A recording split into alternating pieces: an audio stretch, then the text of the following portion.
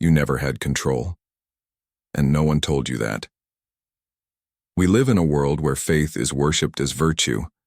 But what if the faith you carry was programmed to keep you on your knees?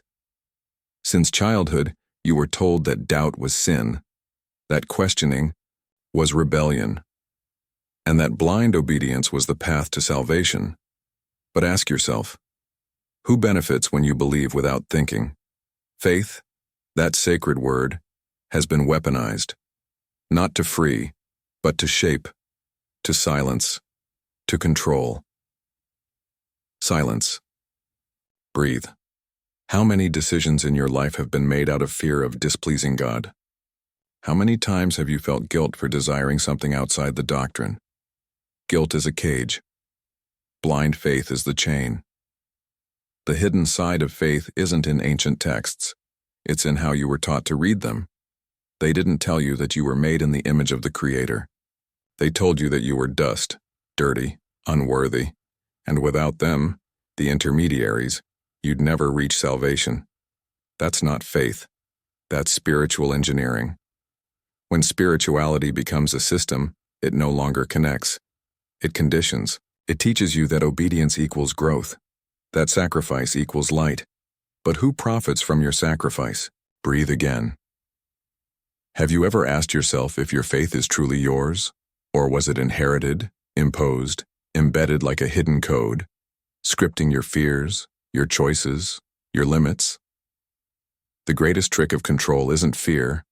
It's making you call the prison protection, the chain a path, control, divine love. And when you finally begin to question, they say you're drifting from the light. But maybe, for the first time, you're walking toward it. Faith isn't the problem.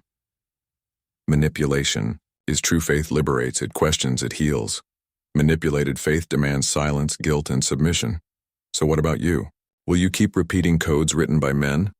Or will you access the intelligence already living inside you? They told you that you had to break to be saved, but they never explained why a perfect God would need to see you suffer. The answer lies in behavioral engineering. A belief system built on pain and obedience is the perfect tool for control, because it creates fear, and fear paralyzes. When fear wears the mask of love, you surrender willingly. You lower your head thinking it's humility. You stay silent thinking it's reverence. You shrink yourself thinking it's devotion, but it's not. It's distorted faith, serving the ego of those who need your silence. That's why so many get lost inside their own beliefs. They think they're being faithful, but they're just conditioned. And when the pain persists, they say, God is shaping you. When the miracle doesn't come, they say, you need more faith. When the system fails, it's never the system's fault. It's yours. This is the key to perfect control. Blame the victim and call it spirituality.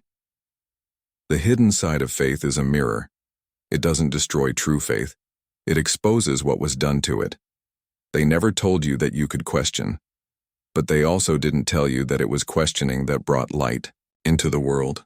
Every prophet, every teacher, every free spirit was a questioner. And you? Will you keep praying to be saved, or will you awaken to be free? True faith begins when you stop accepting what was told and start listening to what was never said, but always lived inside you. Faith is connection. Faith is consciousness. Faith is courage to walk in darkness without needing crutches. They want you to believe you're fragile, but the truth is, you've always carried the spark. You don't need permission to access the divine, because the divine lives within you, and maybe that's the one truth they fear you'll remember. The greatest prison is the one you don't even know you're in.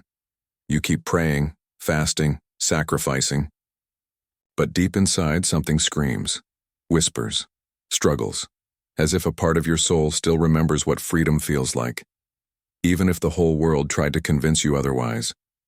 True faith will never ask you to kill your awareness.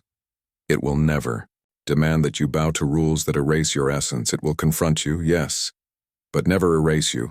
It will lead you to the abyss of your own being, but not to destroy you. Rather, to help you see that you already know how to fly. You were programmed to feel guilty for questioning. But the truth is, those who fear your questions are the ones who profit from your blind obedience. If there is a God, He doesn't want you controlled. He wants you awake, and if there isn't, you still have the power to free yourself from systems that suffocate you. Real faith has no owner, no stage, no price. It is silent, alive, and intimate.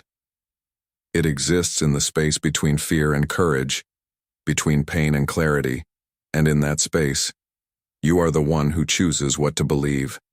You no longer need to repeat what you were told. You can build a faith that liberates, not one that enslaves. You can open your eyes, see, choose, because maybe, just maybe, the truest form of faith begins the moment you stop being controlled.